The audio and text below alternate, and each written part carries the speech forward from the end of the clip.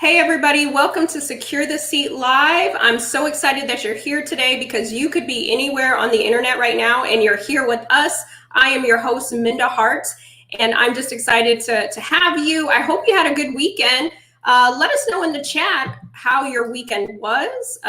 You know that we love to have a good time here at Secure the Seat, and so it's so important that we engage with you as well because you are part of this show as well. And so we also have some really fun things today planned for you. And so if you are a pet parent or a pet grandparent or any of those things, make sure that you put it in the chat because we also want to hear from you because Purina has been so generous and we have a really amazing prize package for you. And so we don't want to miss out on that. So love to see you in the chat. Let us know how your weekend was. And I'm so excited about today's guest, Chief HR Officer of Nestle Purina Pet Care North America, Steve Degnan. Happy that he's here with our Secure the Seat family. So without further ado, Steve, I'm going to bring you on the stage to join me. Okay, hello there. Good to be with you. Happy that Thanks for having me, Minda. I really appreciate it. Appreciate the opportunity. Yes, yes. And for those who may not be familiar with your work, and I don't know how many people on the planet, they might be living under a rock if they've never heard of Nestle or Purina, but tell us a little bit more about you and your work. Okay, well, I've been with the company a very long time. I think I'm going to hit 30 years this year. The first half of it was with the Nestle part of it that people might be familiar with, which is the human food aspect of the company. I had the opportunity to join Purina in 2004 and came here to St. Louis, and I've been here ever since. Love the company, love the mission, love what it does. And we're sort of a little subset of the parent company with a specific mission to help pets and their parents be their best and live their best lives. And so it's just I'm grateful to be where I'm at and just love what I do. I appreciate the question. Absolutely. And thank you for the work that you do. I am, for those who may not know me or follow me, I am a pet parent. My baby is Boston. He's 7 years old. He's a French bulldog. And I am just so excited to have this conversation because I never worked in an environment where it was a pet-friendly office environment. I would have never even imagined working in an environment where I could bring my pet or that there would be, therapy dogs or whatever have you in the environment. And so I'm really excited for us to discuss how to implement, a pet-friendly office policy. So if you have questions as we're talking, Steve, he's the person, right? He's the happy expert. To help.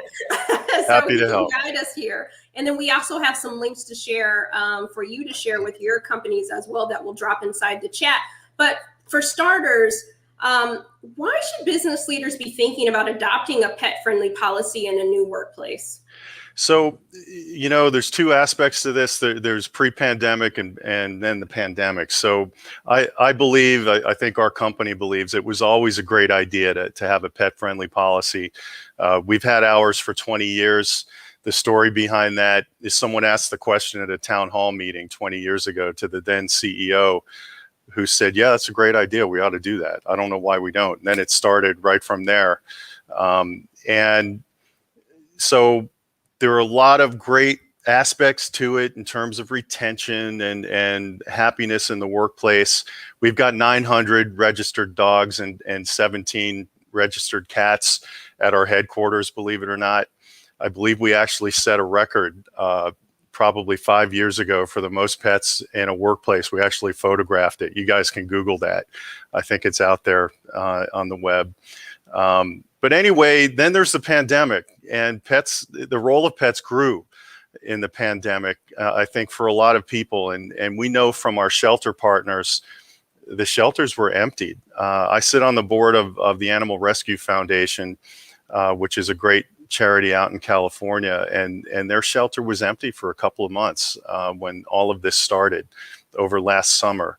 And there was actually a shortage of shelter pets. So a lot of people adopted pets that never had them before and saw that opportunity to add that aspect to their family. And we believe it was a net positive, certainly for the pets and absolutely for the people. So then that flips to, okay, we're at some point moving out of this last year that we were in.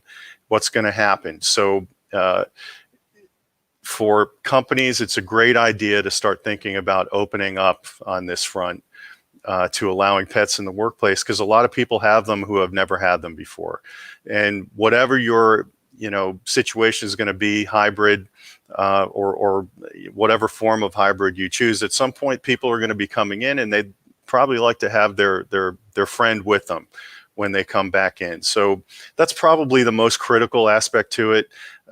We recently did a Pets at Work survey and found that 72% of pet owners would probably accept an offer from a pet-friendly workplace if they had multiple offers, if all other things were equal.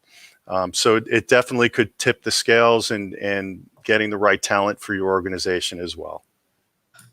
Thank you for that, Steve. And I think it's so important for people to hear about it because, like I said, I never even imagined that it was possible to have an environment where it could be pet friendly, right? And that looks a lot of different ways. And so, again, thank you for chiming in about that and talking about, the important role that pets have played during this time of remote work and the pandemic.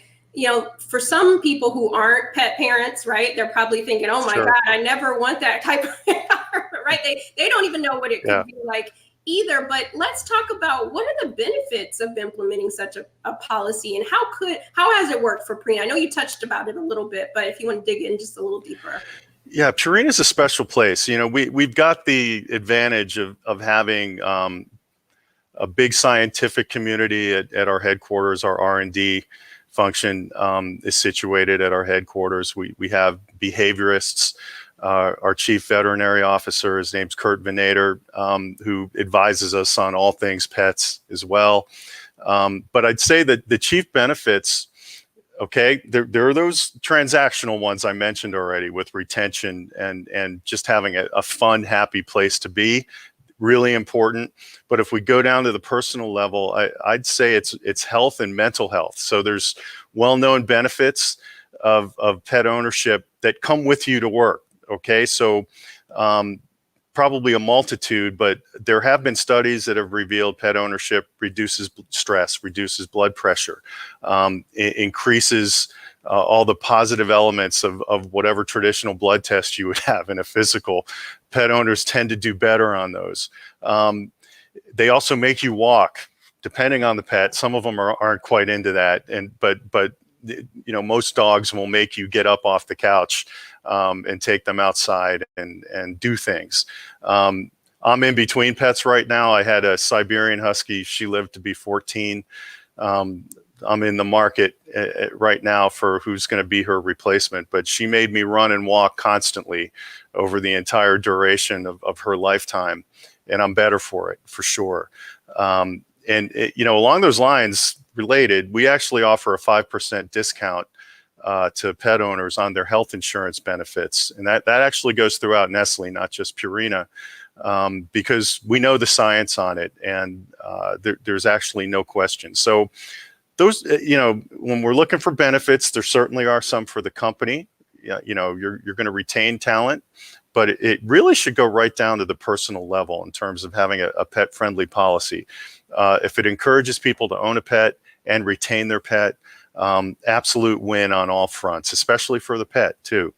The survey I mentioned earlier, we actually specifically asked executives what they think pet ownership or pet-friendly policy does in the office, and the overwhelming majority said that they thought it helped the social fabric of an office and made it a more interesting place to be.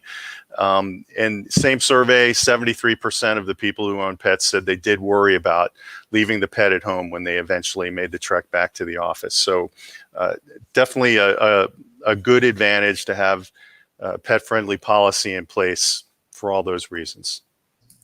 Thanks for sharing that, Steve. As you were talking, I was thinking about right before the pandemic, there had been, some socially unrest, travesties happening in the country. And I remember one Sure. tech company, they had a dog service come in and have a room where they just had a bunch of puppies. And as people were just having a hard day, they could just pop into this room and pet some puppies and just kind of release some of that. And I thought, wow, the emotional intelligence that it takes to say, you know what, this is what's going to bring the morale, bring the level back up. And, I understand that everybody's not a pet person, but when you see a cute dog, even those who Sure. aren't pet people, you're going to be like, let me go at least check it out, right? Yeah, just last week, one of my direct reports, Karen, brought in a brand new golden retriever puppy into my office unexpectedly. And I told her, you just made my week. There's moments like that all the time around here. And to pick up, good for that tech company for what they did. Our organization's been working with a variety of different organizations, from the local children's hospital to, believe it or not, my alma mater is LaSalle University in Philadelphia. And they started out with a Bring Your Pet to Work Day for the faculty, which expanded, and they eventually, they now have a pet-friendly dorm on campus for students that would like to bring their dog or cat in with them as part of their college experience. So it can be done, even in the most unexpected of places. I love that. And we did drop some links inside the chat so that you can share. I know Purina offers some employee toolkits and employer toolkits. So Yes. Make sure that you share those, and we'll get into that a little bit later. But I want to take a couple of audience questions, if you don't mind, Steve. Sure thing.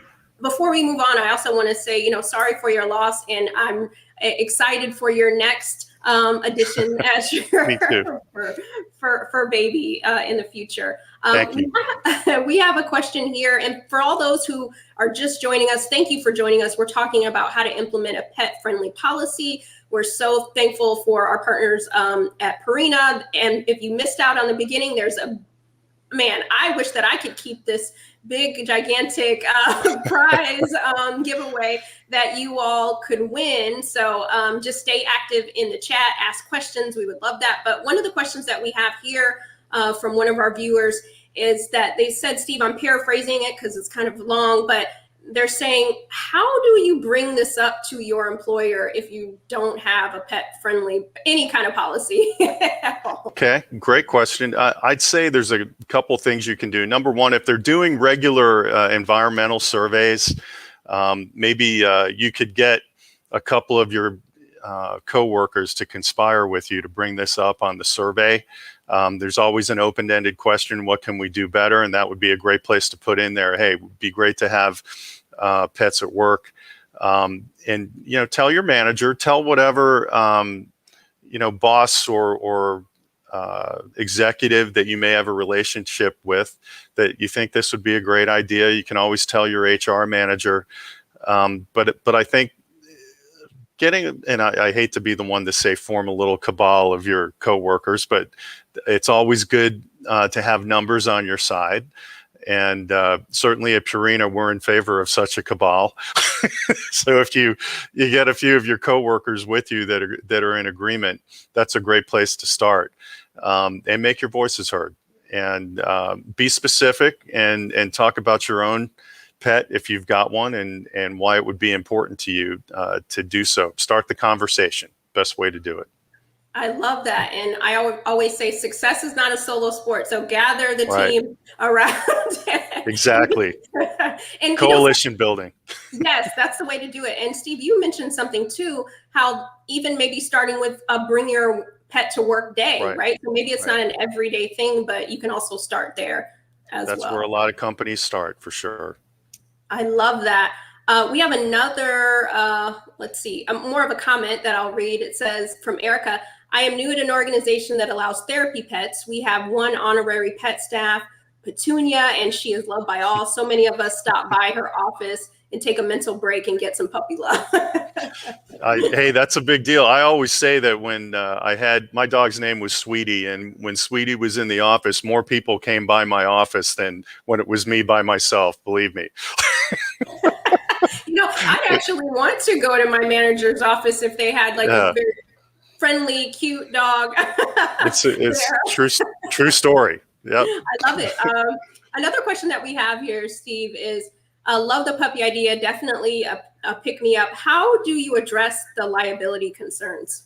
Sure. So I think it's mainly done on the front end. So you really, and again, I have to say, we're blessed. Purina attracts a lot of animal lovers as employees. So it's rare that we've had an incident. In fact, I could probably only think of two, and I'm not going to tell you what they were, but where there's been any sort of a problem, and they weren't big problems. But it starts with being an enlightened, if you will, sort of pet owner, and making sure your pet's properly socialized. So, you know, if you've got one of those dogs that's overly loyal to you but not crazy about everybody else, that might not be the kind that you want to bring into the office, or you might want to invest in some training and socializing the pet. And I think most dogs can be trained to be pretty nice to people. It just takes the effort to go down that route. And again, as you referenced earlier, Minda, there's resources on Purina.com if people want to go there, both for employees and employers, to tell you how to get started. But I'd say when you finally have a policy that you're developing on the whole thing, you really want to overemphasize the need for proper socialization. And there's a lot of tools out there. Obviously the ones we offer, and there's a million different training tapes and different ways to get after this if you investigate it. There's a lot of dog trainers out there, and just make sure you know your dog is okay around people, and a lot of dogs are a little bit edgy around other dogs, so you have to be overly cautious and keep them at your side and not let the leash out too far if there are other dogs in the vicinity, and just something that becomes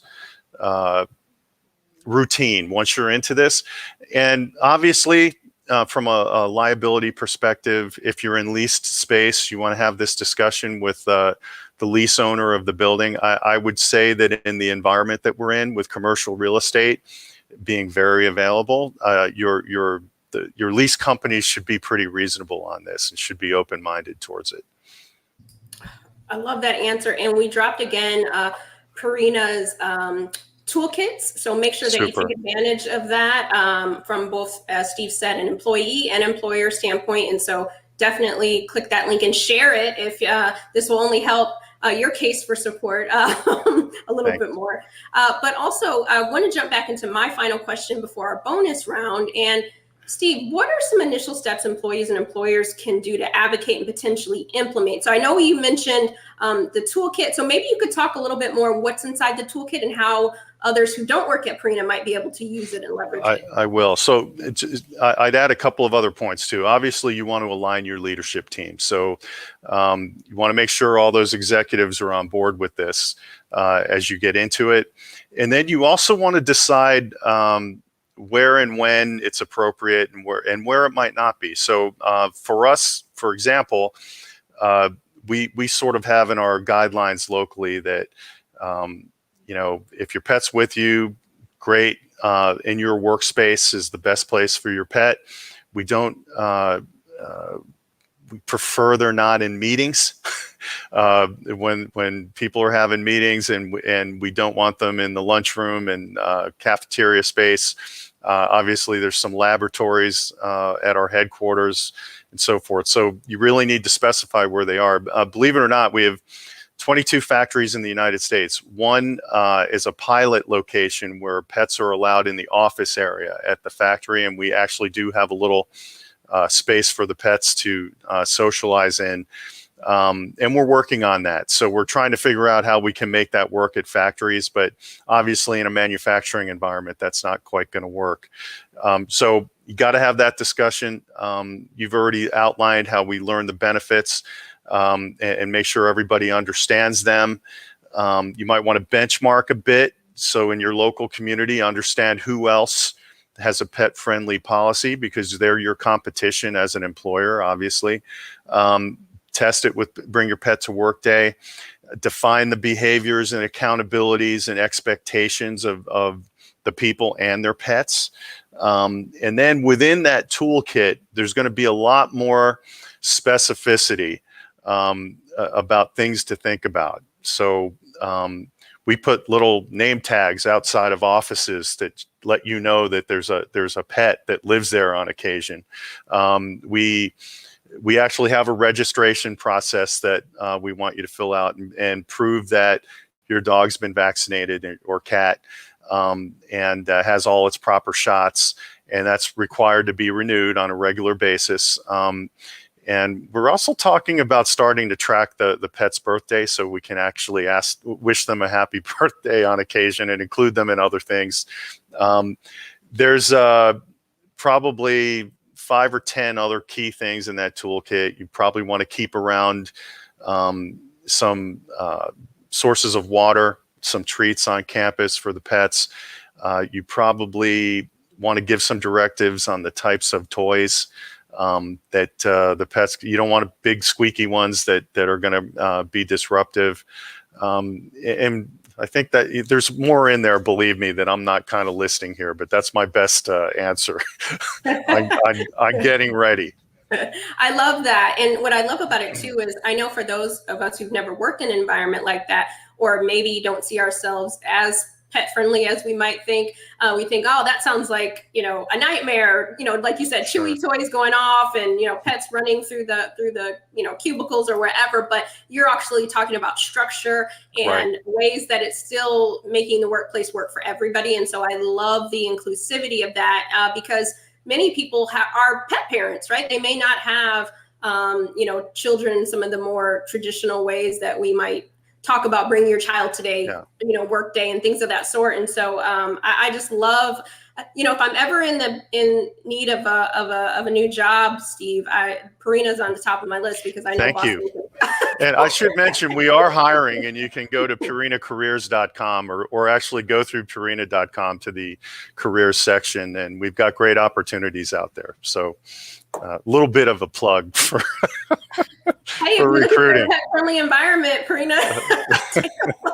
Take a look. Okay, we'll drop the information in the chat. Steve, this has been great, and I see we have people watching us on LinkedIn primarily, YouTube, Twitter, Facebook. We're just excited with if you have a pet, tell us what your pet's name is. I saw some early in the show, but drop those in the chat. We'd love to learn a little bit more about your pet. But the part of my show that I love, outside of being able to talk about pets, is that I am a lover of grits and rap lyrics. I love grits. Right. Steve, are you a grits eater?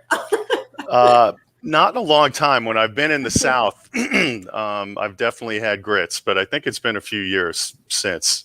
But I've spent some time in the Deep South, and I know what grits are, and I've had them for sure. That's good. Hey, you're part of family then. We love our grits here at TQC. And I love music because just as pets bring joy, really good lyrics bring joy too. And so I'm curious, do you have a favorite rap lyric and why? I do. Now, most of my rap experience, not personal, of course, but the ones I'm familiar with is all like old school 1990s stuff. So I'm going to lay one on you from Naughty by Nature, which is, if you didn't live it, you couldn't feel it. So kill it, skillet. And that's from Everything's Gonna Be All Right. And that's sort of was part of my soundtrack in the 90s back in the day. But to me, the meaning of that is, there's no substitute for experience. And if you can try to walk in somebody's shoes, but a lot of times it's really hard to do. So the need for empathy is huge these days. And respecting the sort of life others have lived and the experience that they've built, big deal. But that's my rap line. I am with it. That is a great Naughty by Nature. So thank you. And I see our chat is going off. I'm seeing all the different platforms. They're saying, yes, Steve, we like that too. So thank you for that. Love it. Love it. And then the other question I have for you, Steve, I believe that everybody has the capacity to be a leader. You don't have to wait for a promotion. You don't have to wait for somebody to give you permission. So for all the leaders out there, what is one tip that they could do to make the workplace better than we found it? Can I give you two? You sure can. I got two. Number one, and I referenced it earlier, is mental health. So, we're looking at returning to work in some form or fashion in the next couple of months.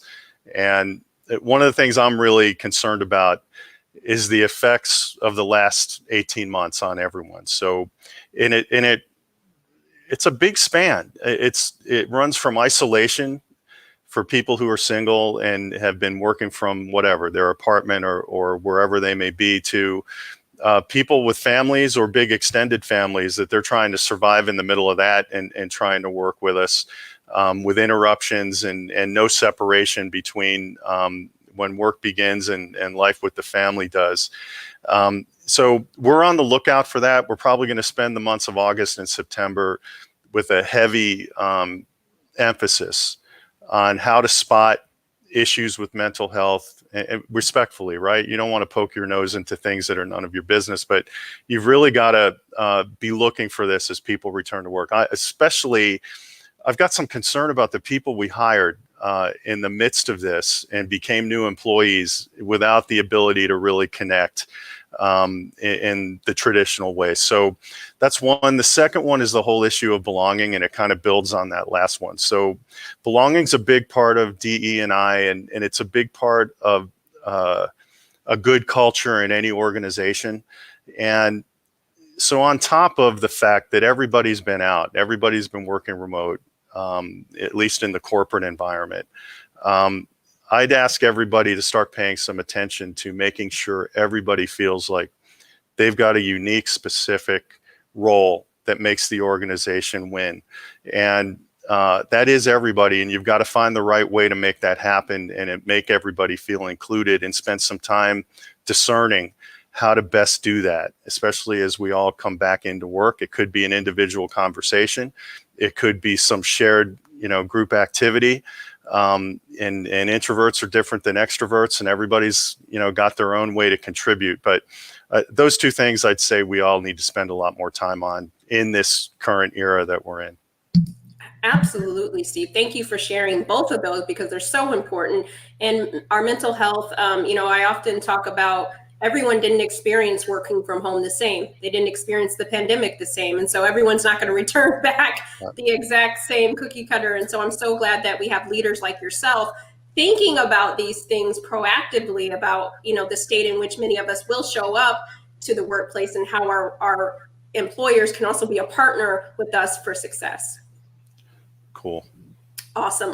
This has been such a great conversation. It's just what we needed on a Monday, Steve. So yeah. I'm thankful to you and your team. I'm seeing people are telling us that we have, I love this. Somebody has a Boston Beagle named Cornelius Draco Weaver. That's a great name.